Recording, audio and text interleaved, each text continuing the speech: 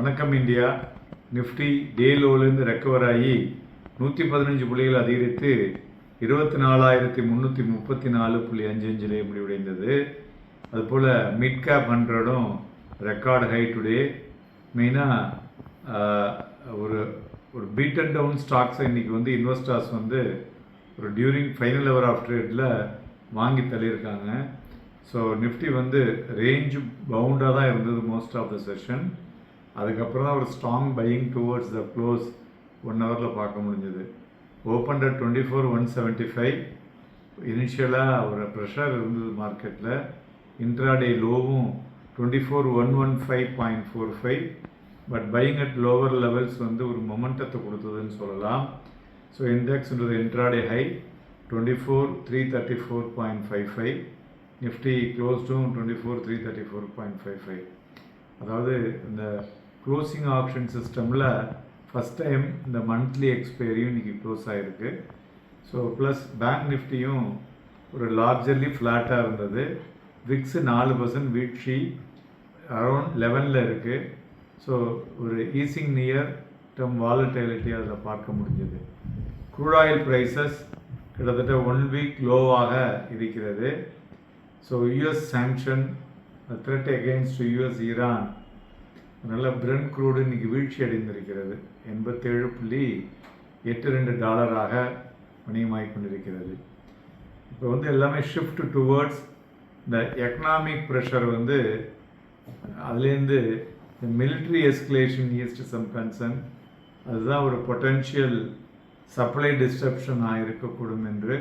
But இருந்தாலும் Iran இந்த regional ஷிப்பிங்கில் ஒரு மாதிரி எஸ்கலேட் பண்ணி அவங்க அந்த பண்ணிகிட்ருக்கிறதுனால தான் க்ரூடு இப்போ ஒரு இறக்கத்தை கண்டதுன்னு சொல்லலாம். அதுபோல் ப்ராடர் மார்க்கெட்டில் நிஃப்டி மிட் கேப் ஒரு 0.54% இன்றைக்கி ஏறி ஃப்ரெஷ் ஆல் டைம் ஹை. அதுபோல் ஸ்மால் கேப் இன்றைக்கி 0.10% வீழ்ச்சி அடைந்திருக்கிறது. 2வது நாளாக ஸ்மால் கேப் விழுந்திருக்கு. Advances 1463, declines 1650. பிரெத்தை பொறுத்தவரை ஒரு ரிமைன் வீக்காக தான் இருக்குது. So against the bench mark indices. So இன்றைக்கி 120 பங்குகள் 52 வீக் ஹையையும் 94 பங்குகள் 52 வீக் லோ அண்ட் 101 பங்குகள் அப்பர் சர்க்கியூட்டு 104 லோவர் சர்க்கியூட்டை டச் பண்ணியிருக்கு. செக்ட்ரல் பர்ஃபார்மன்ஸ் பார்த்தோன்னா லார்ஜர்லி பாசிட்டிவ். 11 துறைகளில் 8 துறைகள் அப்பர் சைடு, 3 லோவர் சைடு.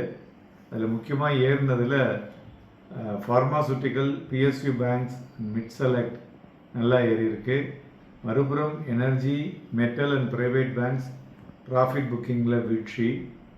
ஏன்னா ஏறினதில் Adani enterprises, Max Health Care, Apollo hospital, IndiGo and Adani port ஏறி இருக்கு.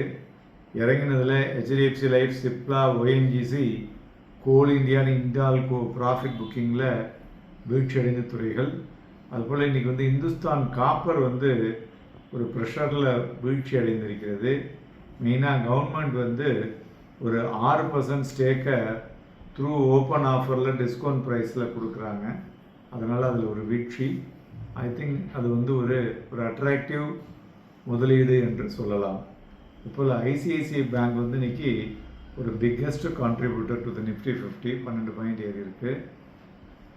மேலும் தங்கம் 16 ரூபாய் ஏறி 1,63,000. வெள்ளி 1035 ரூபாய் இறங்கி 2,43,000. க்ரூட் ஆயில் 311 ரூபாய் இறங்கி 7,824 வணிகமாகிக் கொண்டிருக்கிறது. மெயினாக பிளாக் டீலை பொறுத்தவரை பார்த்தோம்னா மஸ்தான் டாக், தென் ஸ்ரீ சிமெண்ட், ஸோ இதெல்லாம் பிளாக் டீல் நடந்துள்ளது. நிஃப்டியை பொறுத்தவரை சொன்னது போல் ஒரு க்ளோசிங்கில் ஒரு பையிங் ரெக்கவரி இருந்தது. ஸோ கிட்டத்தட்ட ஒரு பாசிட்டிவ் கெயின்ஸில் ஃபியூச்சர் முடிஞ்சிருக்கிறதுனால ஸோ ஆப்ஷன் டேட்டா என்ன சொல்லுதுன்னு பார்த்தோன்னா கால் ஓப்பன் இன்ட்ரெஸ்ட் இந்த 24,500 அதிகமாக இருக்குது.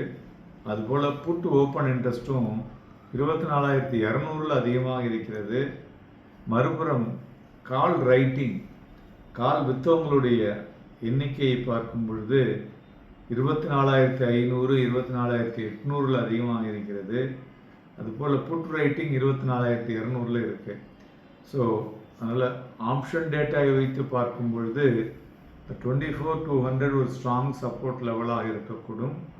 மேலே பார்த்தோம்னா 24,500 to 24,600 லெவல் ஒரு ஸ்ட்ராங் ரெசிஸ்டன்ஸாக இருக்கக்கூடும். So the immediate range 24,200 to 24,500 நாளைய தினம் ட்ரேட் ஆகக்கூடிய வாய்ப்புகள் இருக்கக்கூடும். நண்பர்களே, இன்றைக்கு வாங்கின ஷேரை அது ஈக்விட்டியில் வாங்கியிருந்தாலோ எம்டிஎஃப்பில் வாங்கியிருந்தாலோ நாளைக்கு விற்க முடியாது. அதனால் கேர்ஃபுல்லாக பார்த்து பண்ணுங்கள். இதுமாரி நிஃப்டி ஃபியூச்சர் வால்யூம் 47 லட்சம், பேங்க் நிஃப்டி ஃபியூச்சர் வால்யூம் 7 லட்சம். அதாவது கன்சாலிடேட் ஃபேஸில் இருந்து மார்க்கெட் இன்றைய தினத்தை வைத்து பார்க்கும் பொழுது ஒரு அக்யூமுலேஷன் ஃபேஸுக்கு மாறி இருப்பதை குறிக்கிறது. அதனால் சந்தைகள் மேலே செல்லக்கூடிய வாய்ப்புகள் 80% அதிகமாக இருக்கிறது. வீக்னஸ் 20% இருக்கக்கூடும். நன்றி, வணக்கம்.